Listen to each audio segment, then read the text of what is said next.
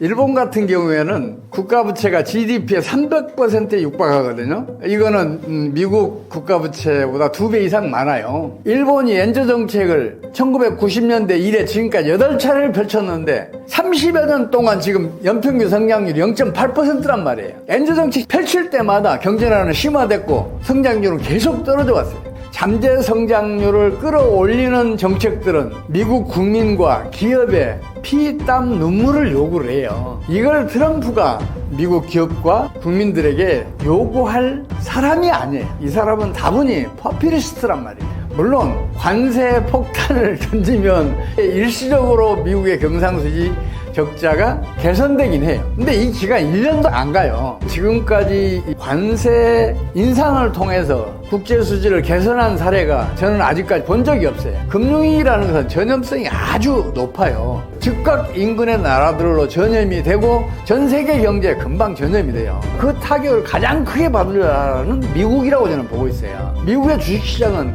솔직하게 말씀드리자면 거품이 지나치게 커져 있어요. 이 커진 거품이 꺼지면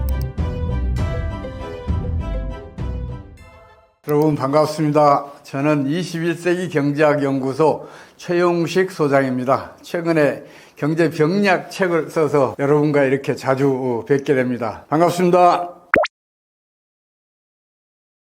재정적자나 국가부채가 경제공황이나 혹은 이제 금융위기를 초래한다는 주장은 역사가 비교적 오래됐어요. 세계 대공황 당시에 1930년대 초에 어빙 피셔라고 아주 유명한 경제학자가 있는데 이분이 대공황이 부채 디플레이션 때문에 발생했다고 이제 주장한 뒤로 많은 분들이 그런 얘기를 해요. 재정적자나 국가부채 이게 경제공황이나 금융위기를 초래한다 이런 주장들을 하는데 그게 사실이 아니에요. 사실은 지금 미국의 재정적자가 큰 건 사실이고 누적 부채도 큰 건 사실이에요. 그런데 지금까지 지속적으로 증가해 왔는데도 불구하고 금융위기가 펴지진 않았어요. 일본 같은 경우에는 국가부채가 GDP의 300%에 육박하거든요. 이거는 미국 국가부채보다 2배 이상 많아요. 그런데도 불구하고 일본에서 금융위기는 아직 안 터졌잖아요.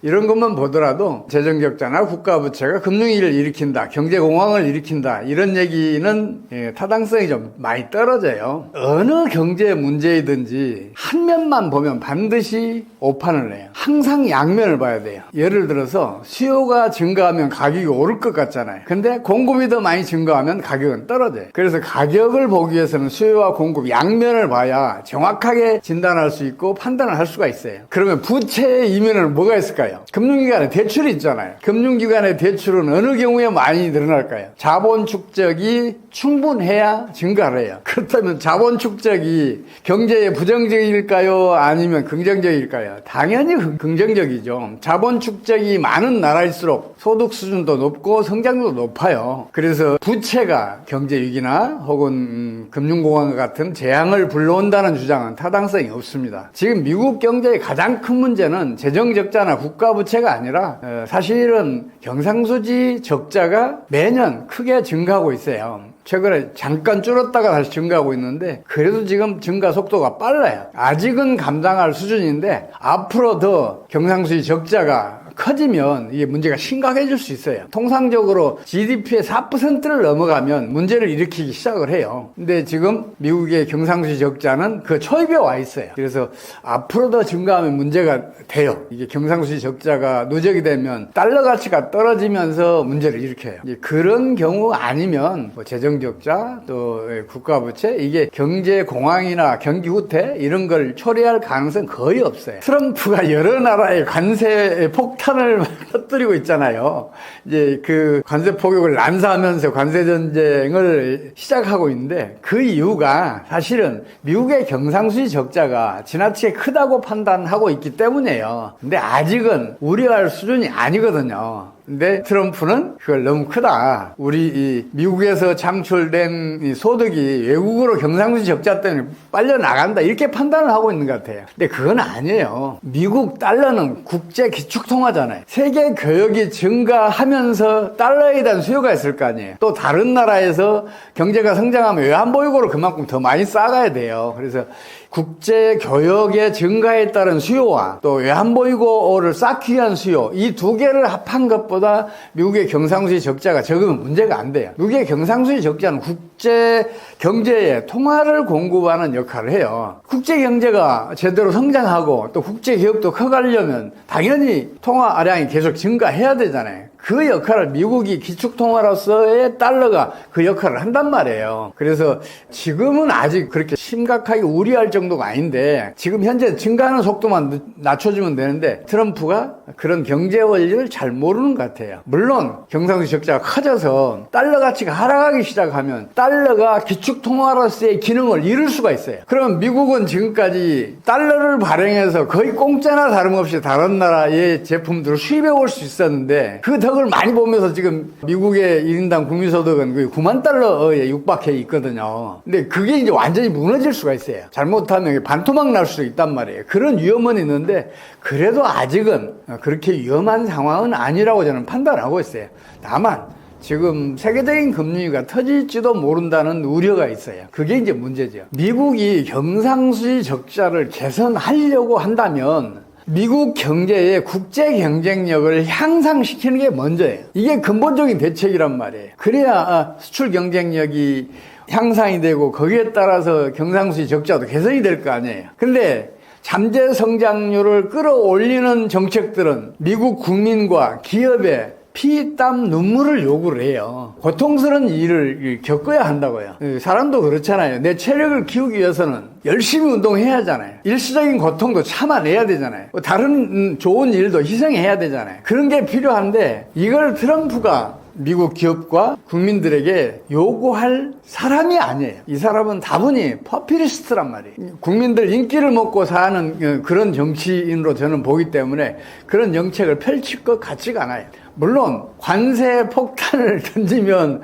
이게 일시적으로 미국의 경상수지 적자가 개선되긴 해요. 근데 이 기간 1년도 안 가요. 지금까지 이 관세 인상을 통해서 국제 수지를 개선한 사례가 저는 아직까지 본 적이 없어요. 단기적으로는 돼요. 아주 짧은 단기간에는 그게 개선되기도 하는데 6개월 이상 지나면 바로 경상수지 적자는 오히려 더 커져요. 대표적인 사례 하나만 제가 말씀드릴게요. 1960년대 들어서면서부터 미국의 경상수지 적자가 커지기 시작을 해요. 그러니까 1968년도에 집권한 닉슨이 지금보다 더 격렬한 반응을 보여요.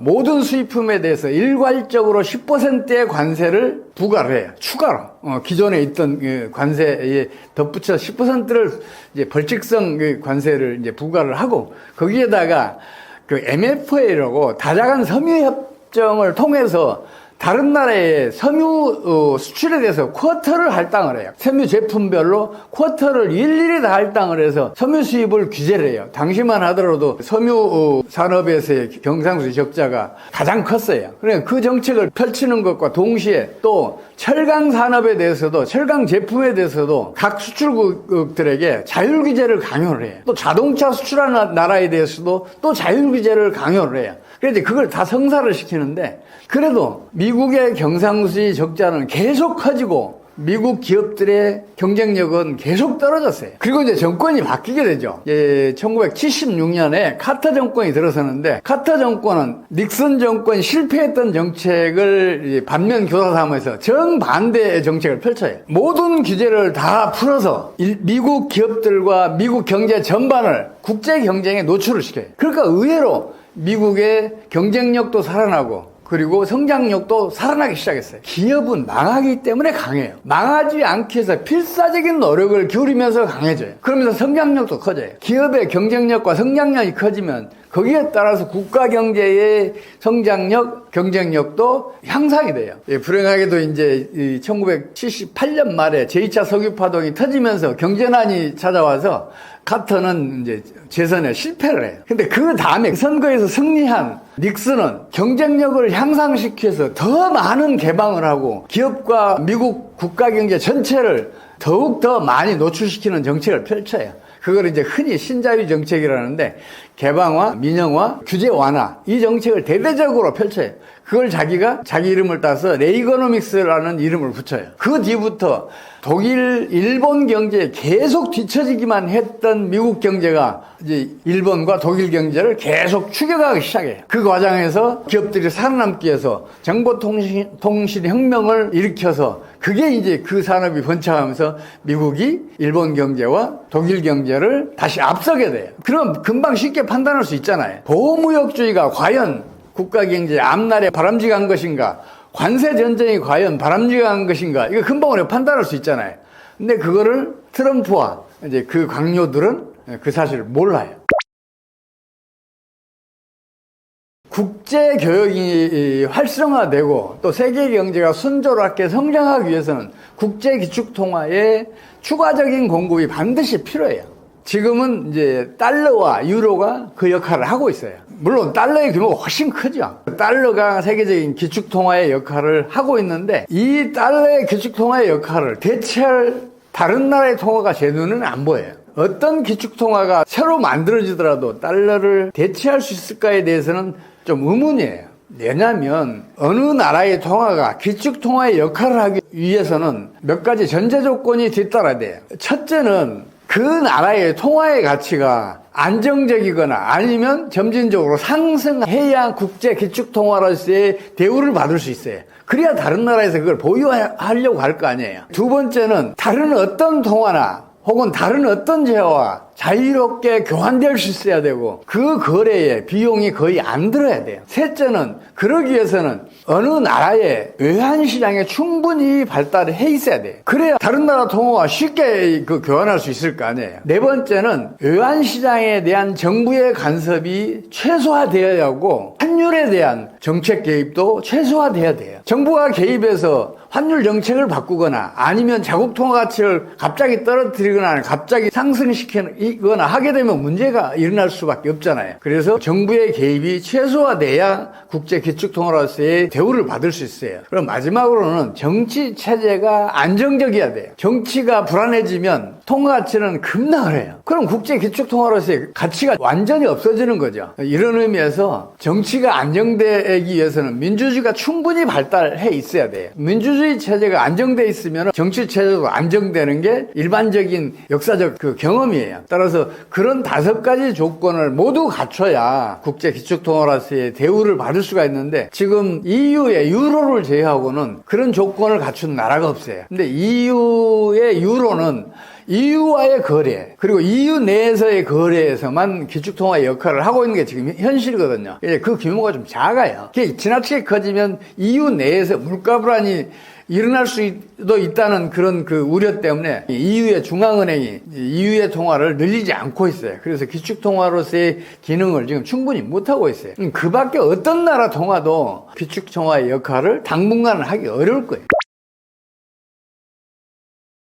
미국의 재정 적자가 항상 여러 사람이 화두에 올라요. 그게 경기 후퇴를 초래하고 또 자체 금융위기를 일으킬 수도 있다는 얘기를 하는데 그거는 아닌 것 같아요. 지금 가장 큰 문제는 미국의 경상수지 적자예요. 한때 2%대까지 떨어졌던 경상수지 적자가 지금 4%대까지 와 있어요. 그게 이 %를 넘어가게 되면 아주 심각한 문제가 벌어져요. 경상수지 적자가 커졌다는 얘기는 달러가 그만큼 추가로 공급됐다는 얘기고 공급이 많아지면 그 가치는 떨어지잖아요. 달러 가치가 하락하잖아요. 그러면 미국에 투자됐던 국제금융자본들이 환차손을 피해서 다른 나라로 도망을 가요. 그럼 미국 내 유동성이 수축되면서 유동성 수축이 투자, 고용, 생산 등의 경제 활동을 수축을 시켜요. 그러면서 급격하게 경기가 후퇴가 오거든요. 그래서 지금은 미국의 부도위기가 금융위기를 일으킨다 혹은 경기 후퇴를 초래한다 이것보다는 경상수지 적자가 더 커지면 위험하다 이렇게 판단하는 게 맞을 거예요.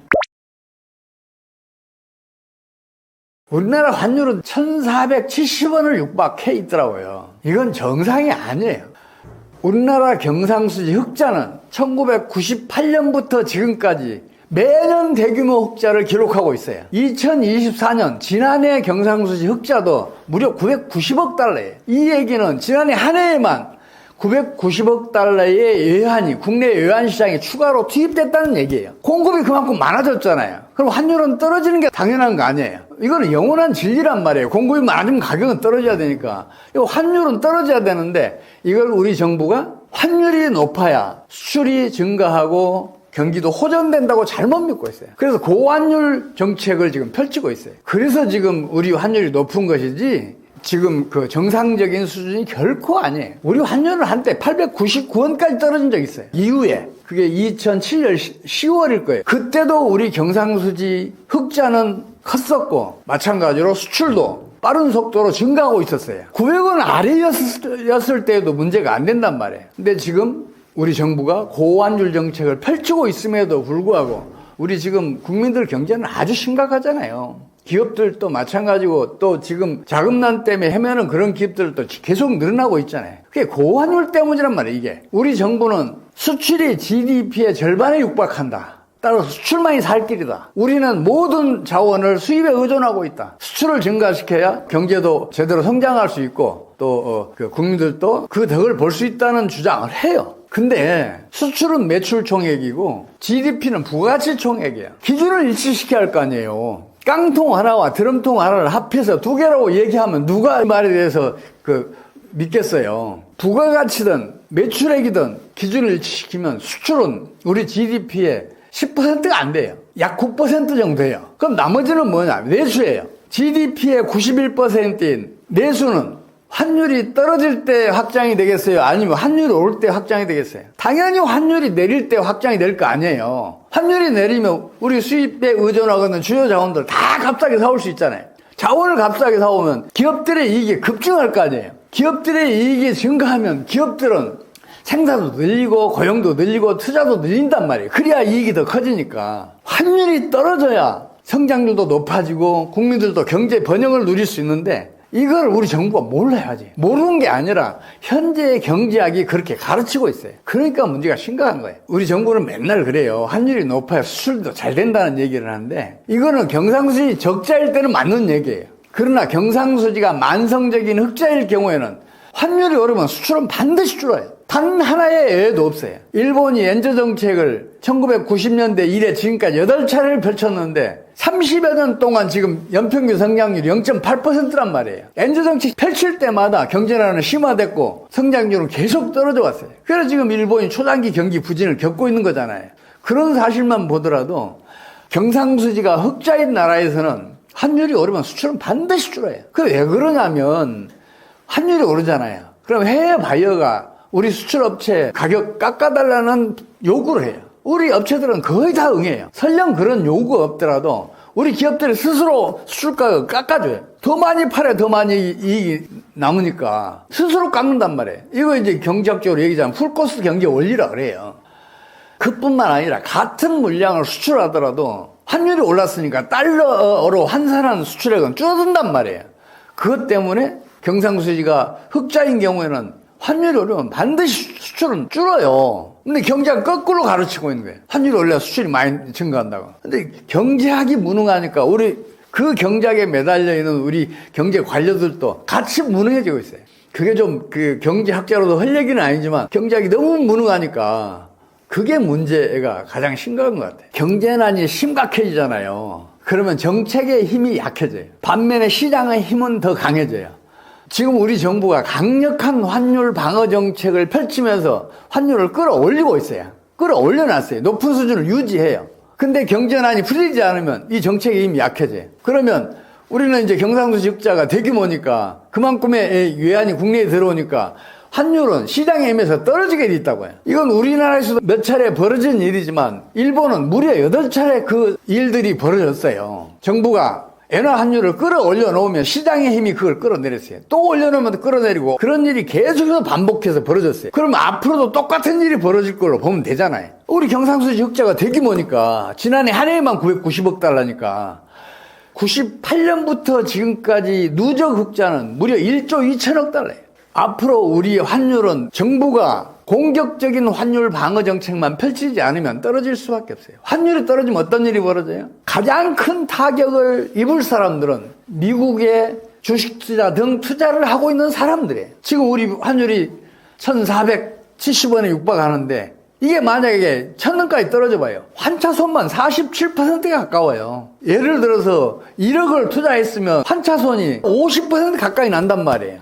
그런 분들은 특히 향후의 환율 동향에 관심을 깊이 기울일 필요가 있어요. 워런 버핏이 그런 얘기 하잖아요. 당신은 어떻게 그렇게 그 기록적인 수익률을 기록하고 있냐고, 그것도 장기간 기록하냐고 물었을 때 이분이 그런 얘기를 했어요. 제1원칙은 손해를 안 보는 거다. 제2원칙은 그것을 지키는 것이다. 세 번째는 내가 아는 것에만 투자하는 것이라는 얘기를 해요. 근데 우리 국민이 미국 주식에 대해서 얼마나 알까요? 주식시장도 이 경쟁의 장이잖아요. 누군가 이익을 보면 누군가는 손해를 보잖아요. 비싸게 팔았는데 다른 쪽에서 싸게 사서, 한쪽에서는 비싸게 팔아서 이익을 받는데 다른 쪽에서 그걸 샀다가 가격이 떨어져요. 손해를 보잖아요. 경쟁의 무대란 말이에요. 그래서 이 미국 주식시장에 대해서 우리 국민이 아는 것보다 미국의 기관 투자자들, 미국 국민이 훨씬 더 잘 알아요. 그러면 어디에 투자해야겠어요? 자기가 잘하는 분야에 해야 될 거 아니에요. 또 환차선이 우려가 되잖아요. 그럼 그 손실 먼저 가장 생각을 하고 이 투자를 해야 할 거 아니에요. 제가 지금 걱정하는 게 그거예요. 우리나라가 지금 미국 주식시장에 투자한 금액이 무려 1,200억 달러예요. 이 1,200억 달러가 장차 환차선이 생기면 얼마만큼 줄어들지 그게 걱정이에요. 우리 수출업체들이 애써서 피땀 흘려서 쌓아놓은 외환이잖아요. 그게 주식 투자자들이 다 까먹을 수가 있다니까요. 그게 제가 제일 걱정하는 일입니다. 16년 전망이라는 게 참 2년 후 얘기인데 올해 이제 3월이니까 2년 안 됐네요. 상당히 시간이 지난 다음에 일어날 일들인데 2025년 앞으로의 전망도 제가 확실히 모르겠어요. 그게 왜 그러냐면 지금 세계적으로 금융위기가 터지기 직전인 상황이 아닌가 싶은 그런 판단이 들어서 그래요. 만약에 금융위기가 터지잖아요. 성장률은 바로 마이너스로 가요. 금융위기 터졌는데 마이너스 안 간 사례는 단 한 번도 없어요. 지금 일본이나 중국이나 EU 어느 한 나라에서 무엇인가 트리거 역할을 할 것이 터지면 그 나라에서 즉각적으로 금융위기가 벌어질 거예요. 그러면 금융위기라는 것은 전염성이 아주 높아요. 그래서 즉각 인근의 나라들로 전염이 되고 전 세계 경제에 금방 전염이 돼요. 그러면 그 타격을 가장 크게 받을 나라는 미국이라고 저는 보고 있어요. 미국의 주식시장은 좀 지나치다 할 정도로 많이 지금 올라 있잖아요. 솔직하게 말씀드리자면 거품이 지나치게 커져 있어요. 이 커진 거품이 꺼지면 그 꺼진 만큼 미국 경제에 치명적인 타격을 입힌단 말이에요. 저는 이제 그런 일이 벌어질 것 같아서 우리 환율 전망도 제가 쉽게 못하겠어요. 이 금리가 터지지 않는다면 우리 환율은 시장에 의해서 떨어질 수밖에 없어요. 지금은 이 경제부총리가 워낙 강하게 고환율 정책을 밀어붙이고 있어요. 근데 이 사람은 참 답답해요. 현실은 외면하고 경제 이론에만 집착해 있어요. 현실이 우선이에요? 경제 이론이 우선이에요? 세계 경제사가 한 번도 예 없이 증명을 해왔잖아요. 경상수지가 흑자인 나라는 환율이 오르면 수출은 줄고 경제난은 더 심화된다. 이건 증명해왔는데 그 현실을 봐야 되는데 이론만 보니까 고환율 정책을 줄기차게 강력하게 펼치고 있어요. 그런 상황에서 금리가 터지잖아요. 그럼 또 위기의식이 또 환율을 더 끌어올리는 수가 있어요. 환율이 장차 오를 것 같잖아요. 그러면 5, 6개월 후 혹은 1년 후에 외환이 필요한 사람들이 미리 외환을 사게 돼요. 조금이라도 더 값싸게 외환을 사놔야 손해를 면할 수 있으니까. 이거는 미래 수요가 현재 수요로 넘어왔다는 얘기거든요. 미래 수요가 현재 수요가 합쳐지면 수요가 배가 되면서 환율은 더 폭등해요. 그러다가 한꺼번에 꺾여지면서 아주 심각한 사태가 벌어질 수가 있어요. 금융기관들 도산 사태가 일어날 수도 있어요. 그래서 저는 그걸 걱정하고 있는데 그래도 환율 전망은 지금으로서는 하기가 대단히 어렵다고 봐요.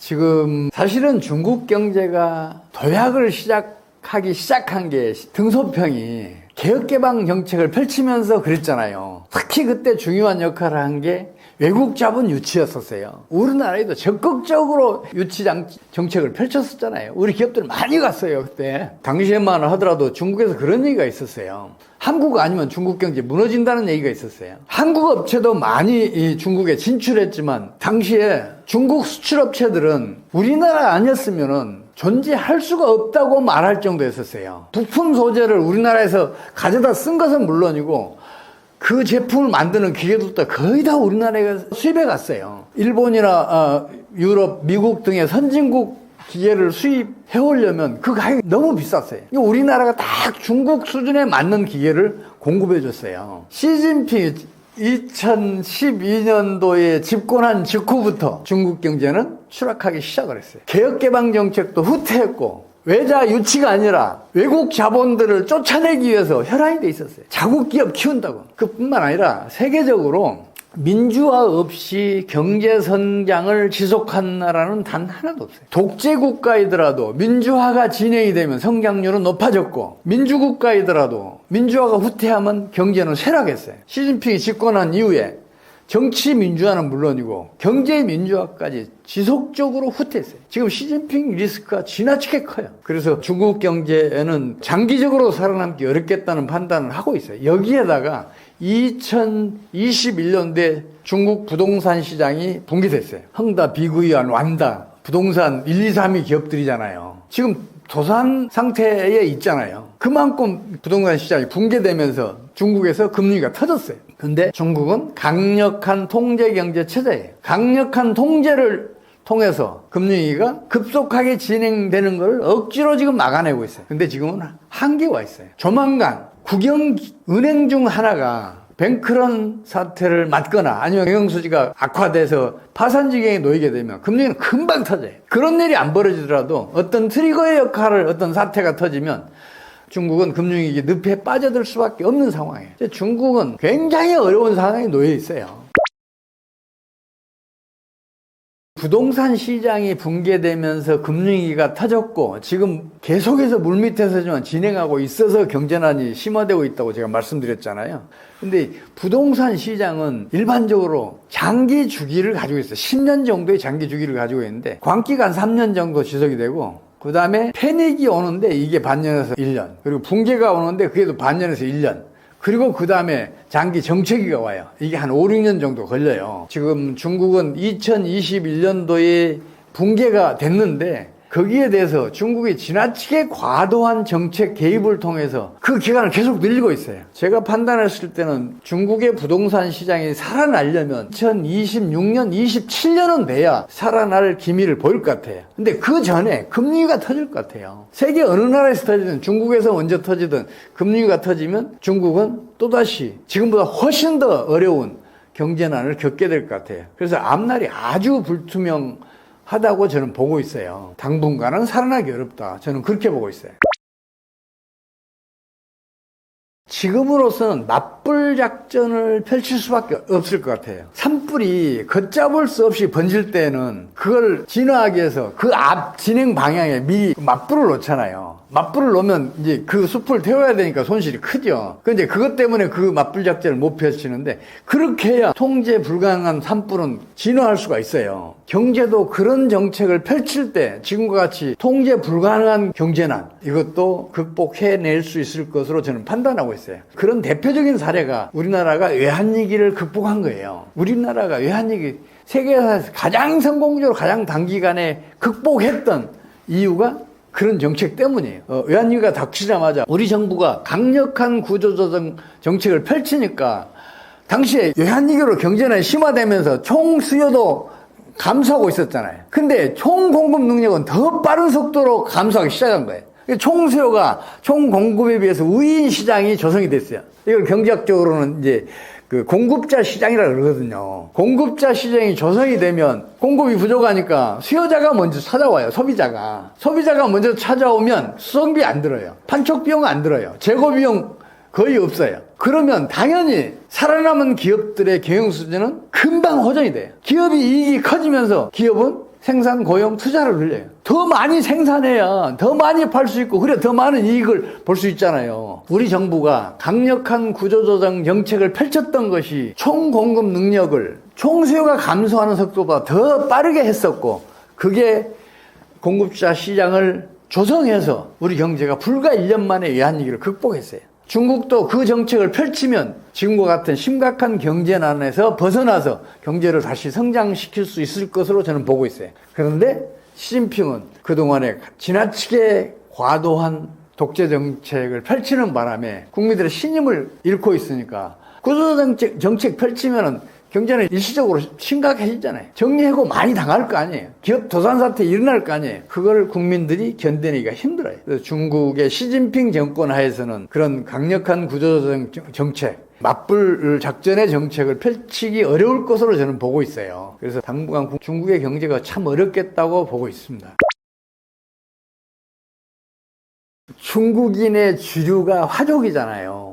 이 화족은 우리 민족을 단 한 번도 이겨본 적 없어요. 굴복시켜 본 적이 없어요. 고려시대에 우리를 굴복시켰던 것은 몽골족이었어요. 또 청나라가 조선을 굴복시켰던 것도 만주족이었어요. 화족은 단 한 번도 성공하지 못했어요. 오히려 침략했다가 왕조가 망한 것은 몇 차례 있었어요. 이제 그런 게 어떤 열등감으로 작용했달까? 이제 그게 원인 중에 하나가 아닐까 싶어요. 그뿐만 아니라 같은 동양인인데 한국은 선진국 대열에 올라섰잖아요. 자기네들은 아직 갈 길이 멀고 지금 경제는 심각하고 그러니까 한국이 부럽기도 하고 질투가 나기도 할 거예요. 그래서 중국이 정부는 물론이고 그 국민들까지 한국을 질시하고 그리고 견제하는 심리가 강해진 것 같아요.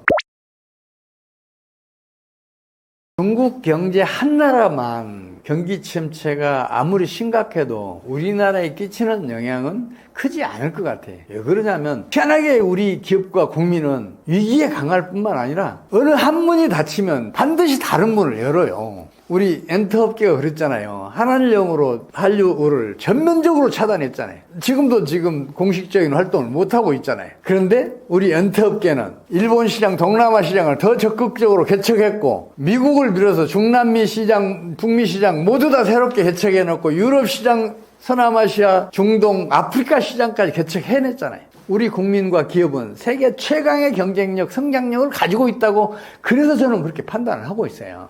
그래서 중국 한 나라가 어렵더라도 그건 얼마든지 극복할 수 있다고 저는 보고 있는데 문제는 세계적인 금융위기가 터져서 전 세계 경제가 경제난에 처하면 우리 경제도 그 타격을 피하기 어려워요. 더 이상 개척할 시장이 없을 거 아니에요. 물론 절대는 아니겠죠.